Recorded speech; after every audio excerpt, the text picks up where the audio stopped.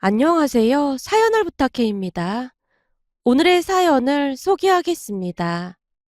제게는 두 명의 오빠가 있고 그에 따라 두 명의 새언니가 있습니다.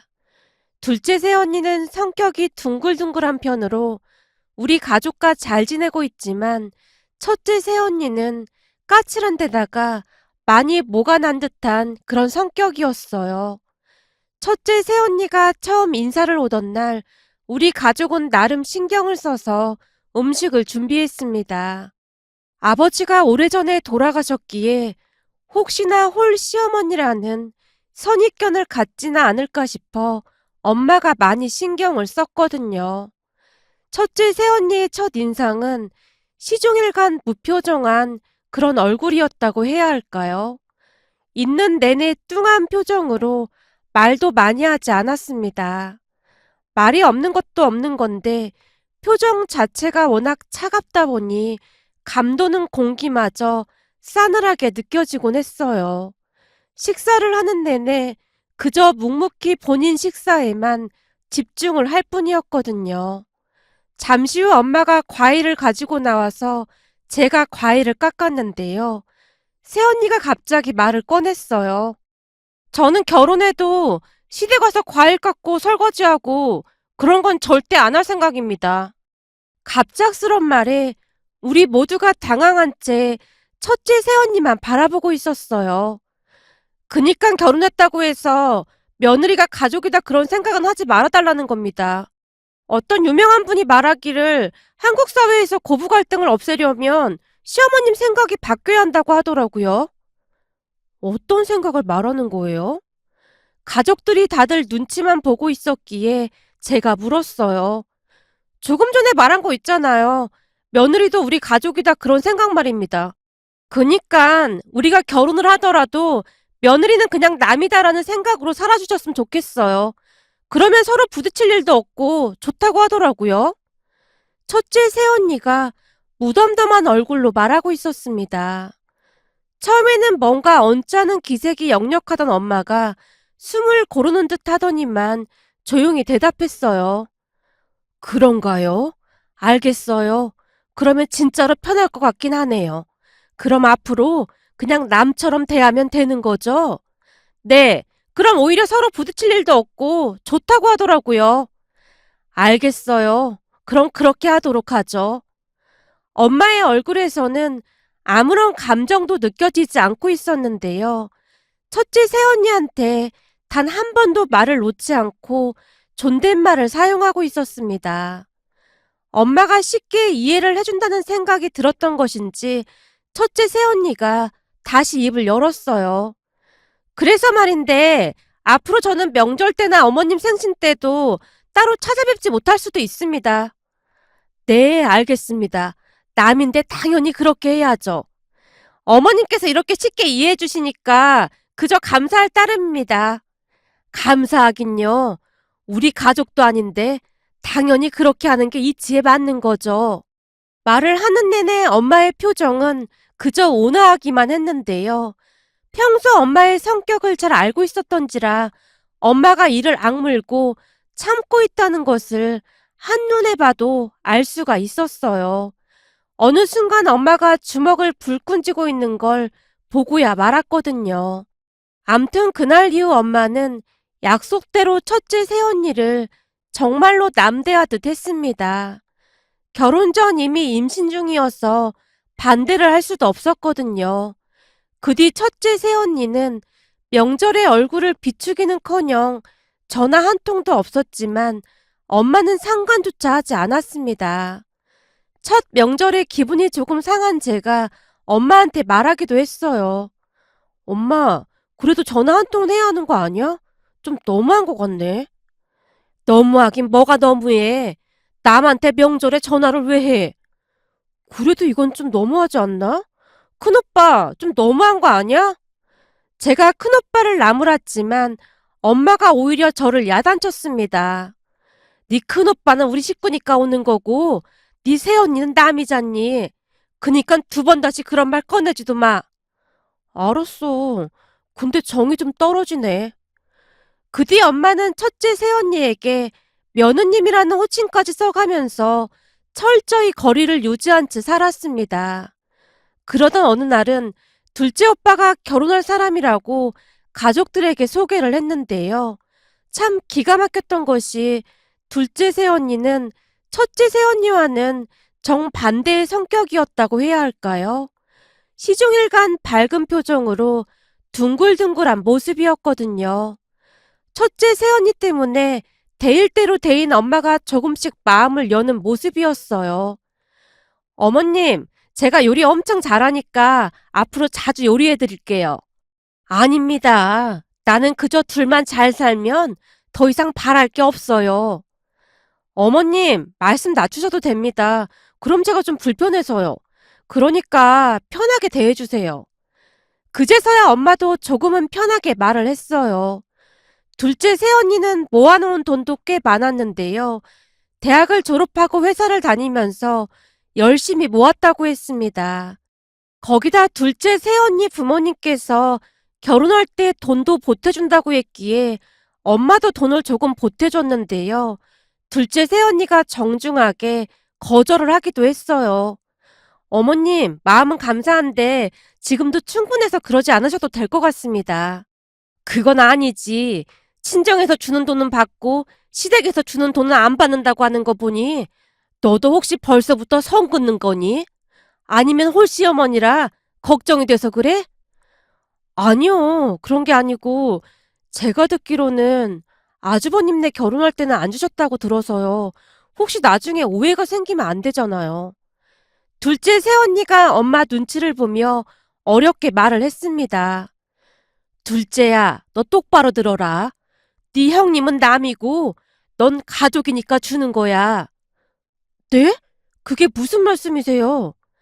생각해봐라. 누가 남한테 돈을 그냥 막 주겠니? 근데 넌 우리 가족이니까 주는 거야. 첫째가 결혼 전 인사 왔을 때 나보고 남이니까 남처럼 대하라고 했거든. 난 첫째가 말한 대로 하고 있는 것 뿐이니까 그러니 너도 맘 쓸 필요 없다. 전혀 예상치 못한 대답을 들었던 모양으로 둘째 새언니의 눈이 커질 대로 커져 있었어요. 그 뒤 더욱 기가 막힌 일이 일어났는데요. 둘째 오빠가 결혼을 하는데 첫째 새언니가 축의금을 하고 싶지 않다고 했다네요. 그것 때문에 큰오빠 부부가 다투고 난리도 아니었답니다. 결국 엄마가 큰오빠한테 불같이 화를 냈습니다. 축의금이고 뭐고 다 필요 없으니까 니들 그냥 결혼식에 오지 마. 결혼이라는 게 얼마나 중요한 건데 그것도 네 동생 결혼 앞두고 뭐 하는 짓이야? 첫째 오빠가 엄마에게 빌고 또 빌었지만 엄마는 첫째 오빠 전화번호를 차단까지 해버렸어요. 물론 결혼식 당일날 첫째 오빠 부부가 오긴 했지만 엄마는 아는 척도 하지 않았습니다. 결혼식 사진 촬영을 할 때도 같이 찍고 싶지는 않았지만 둘째 새언니 부모님, 그러니까 사돈 어르신한테 예의가 아닌 것 같아 꾹 참았다고 했으니까요. 그렇게 우리는 첫째 오빠 부부랑 거의 연락을 끊고 살다시피 했습니다. 그러던 어느 날 둘째 새언니가 조카를 출산했어요. 첫째 새언니가 먼저 첫 조카를 낳긴 했지만 조카 얼굴을 본 적이 거의 없었기에 저희에게는 둘째 조카가 첫 조카나 마찬가지였습니다. 그동안 둘째 새언니가 변함없이 우리한테 잘했던지라 엄마도 둘째 새언니를 진심으로 대했습니다. 둘째 새언니 산후조리원비도 전부 지원을 해줬거든요. 거기다 조카한테 필요한 것들도 엄청 많이 사줬고요. 둘째 새언니 출산 휴직이 끝난 뒤부터는 엄마가 조카를 돌봐주고 있었어요. 엄마한테 미안하다며 둘째 새언니가 매달 150만 원을 드렸지만 엄마가 100만 원은 그대로 돌려주기도 했습니다. 그 바람에 둘째 새언니가 미안해하며 어쩔 줄을 몰라 했어요. 어머님, 그냥 받으세요. 사실 150만 원도 많이 드리는 거 아닌데 이거 안 받으시면 제가 너무 죄송하잖아요. 나도 먹고 살 만큼은 돈이 있으니까 신경 쓰지 마라. 내가 남의 손주 보는 것도 아니고 무슨 돈을 그렇게나 많이 줘. 보고 있는 것만으로도 그냥 예쁜데. 그래도 너무 죄송하잖아요. 그래서 말인데, 저희 그냥 어머님 집으로 들어가서 같이 사는 것도 괜찮을 것 같아요. 뭐? 우리 집에서? 아서라, 서로 불편하게 그러지 말자. 아침 일찍 저희 집에 오시는 것도 힘드시잖아요. 거기다 저녁에 우리가 야근이라도 하면 늦게 가셔야 하는 것도 죄송하고요. 그이랑 상의해봤는데 아무래도 그게 우리 모두한테 좋을 것 같아서요. 됐어. 집에서 하루 종일 할 일도 없는데 힘들 것도 없어. 하나도 안 힘드니까 신경 쓰지 마라. 그리고 다음 달 내 생일 말이다. 그날 그냥 외식이나 하자꾸나. 그러니까 번잡스럽게 집에서 음식 만들고 그러지 말라고. 엄마가 새언니에게 단단히 이르고 있었는데요. 1년에 한 번뿐인데 그거라도 제가 해야죠. 어머니께서 너무 잘해주셔서 제가 그거라도 해야 마음이 편할 것 같아요. 뭐하러 그래. 나 그렇게 꽉 막힌 사람 아니다. 그냥 다 같이 맛있는 거 먹으러 가자.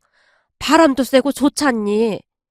사실 엄마 생신과 아버지 제사는 둘째 새언니가 잊지 않고 챙겼거든요.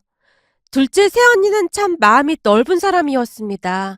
항상 미안해하고 감사할 줄 알았으니까요. 그러던 어느 날 몇 년 동안 얼굴 한번 보이지 않던 첫째 새언니가 집으로 찾아왔습니다.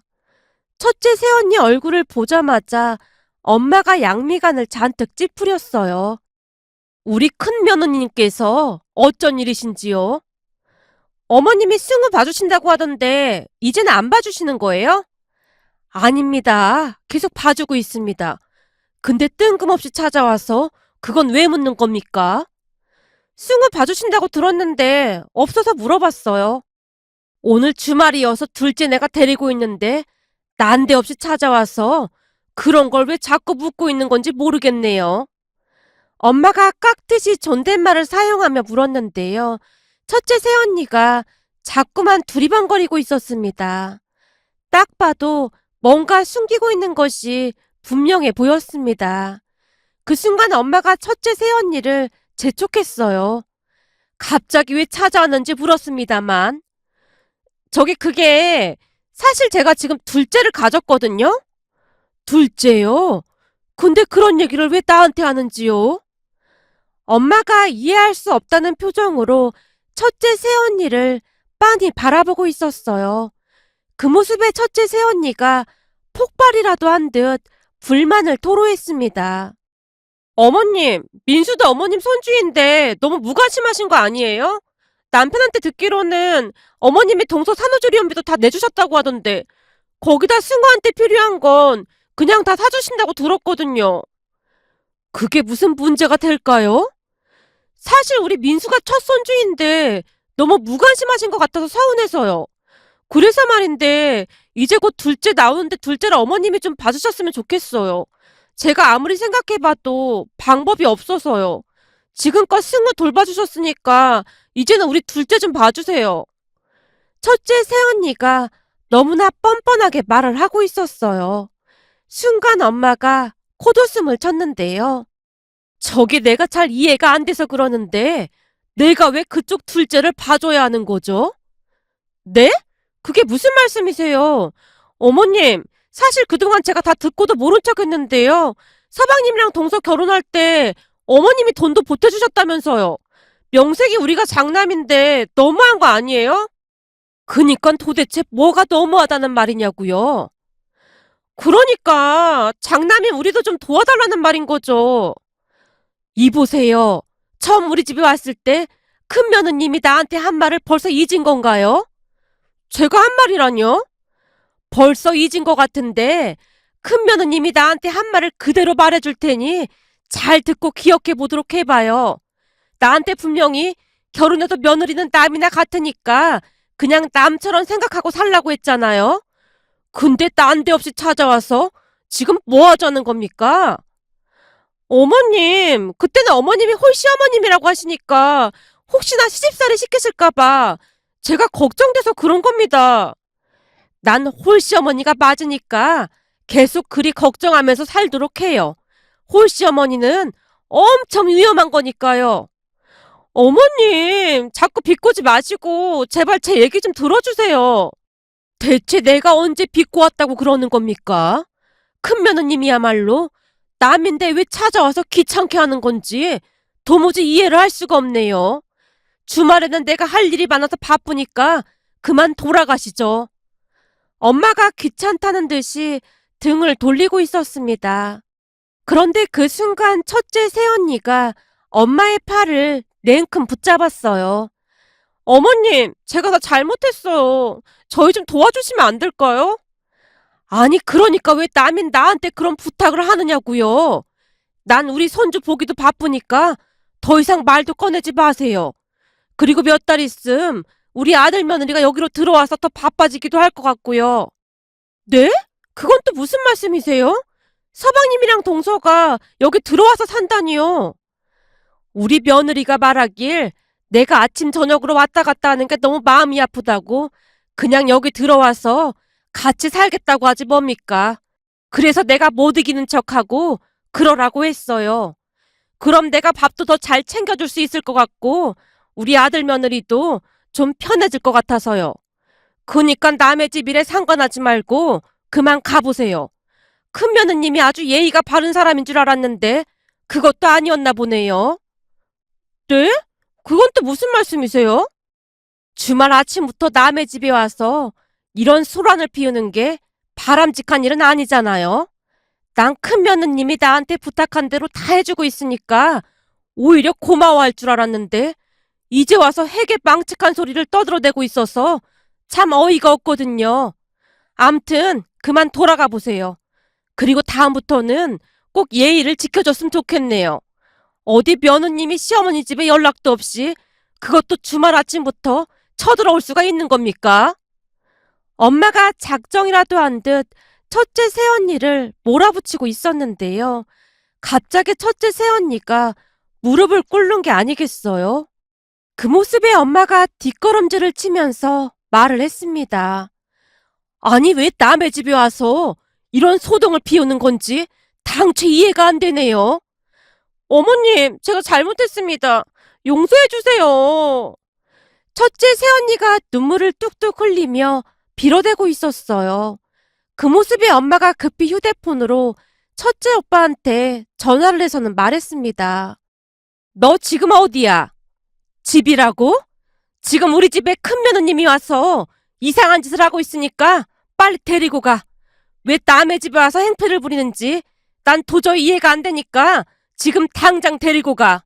그리고 이렇게 막무가내로 찾아오면 앞으로 문 안 열어줄 테니 명심하고. 엄마가 전화를 끊더니 저를 데리고 밖으로 나갔습니다. 뒤에서 첫째 새언니가 소리내어 울고 있었고요. 잠시 뒤 집에 들어갔더니 첫째 오빠가 새언니만 집으로 돌려보낸 모양인지 집안에 오빠 혼자 우두커니 앉아 있었어요. 엄마가 오빠를 나무라듯 말했습니다.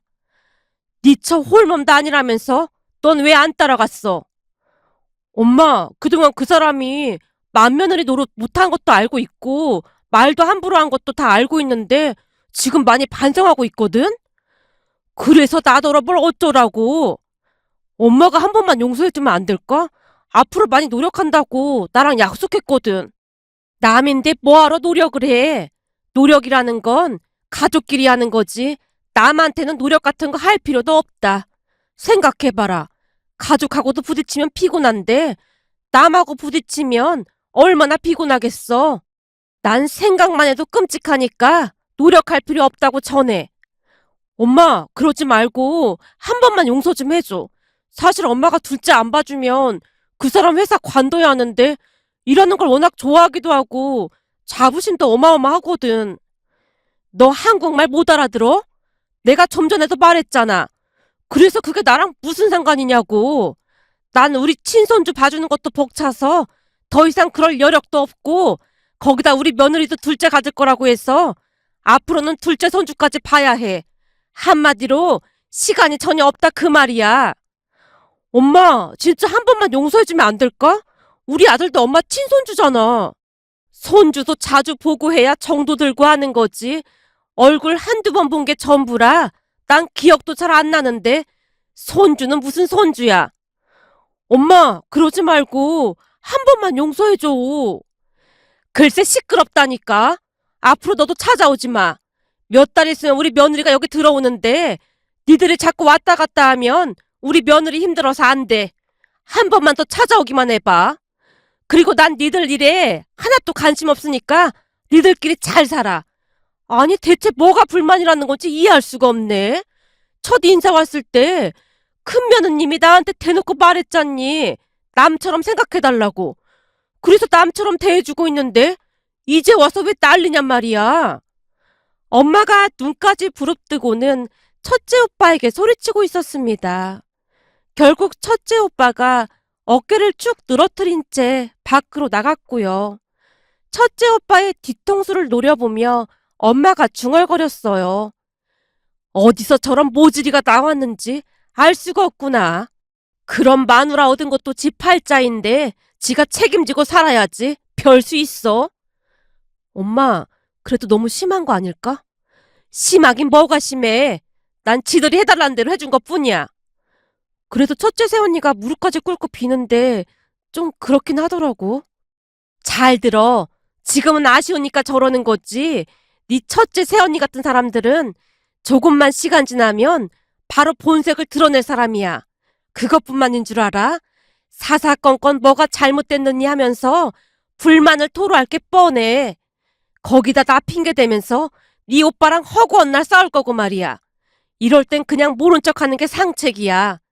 둘 중에 하나가 회사를 그만두던지 알아서 하겠지 뭐. 평소 엄마 성격은 인정이 많다는 소리를 많이 듣곤 했었는데요. 첫째 오빠 부부에게만은 냉정하게 그지 없었습니다. 엄마한테 말은 그렇게 했지만 저도 엄마 말이 맞다고 생각하고 있었고요. 그렇게 몇 달이나 지났을까요? 첫째 새언니가 출산을 했다는 소리가 들려왔지만 엄마는 들은 척도 하지 않았습니다. 그 바람에 첫째 오빠가 서운하다며 방방 뛰기도 했는데요. 엄마는 눈 하나 깜빡하지 않았어요. 그러던 어느 날 둘째 오빠가 우리 눈치를 보며 말을 했습니다. 내가 들어보니 형이랑 형수 허구한 날 싸우고 난리도 아닌가 봐. 어제 형이 나한테 전화해서 엄마 좀 잘 설득해달라고 하더라고. 네 형네 얘기라면 내 앞에서 꺼내지도 마. 그게 아니고 난 그냥 들은 대로 말해주는 것뿐이야. 형수님이 지방에 계신 사돈 어르신한테 둘째를 봐달라고 했다는데 단박에 거절하셨다나 봐. 그 바람에 형이랑 형수가 말다툼하고 난리가 났었고 둘 중에 한 명이 회사를 관둬야 하는데 형수님이 절대 못 그만둔다고 방방 뛰고 있대. 근데 아무래도 형이 월급이 훨씬 많으니까 형도 못 그만둔다고 그러고 있고 한마디로 지금 난장판이 난 모양이야. 난장판이 나던 말던 난 아무 관심도 없으니까 더 이상 말도 꺼내지 마. 엄마의 얼굴이 무섭게 일그러져 있었는데요.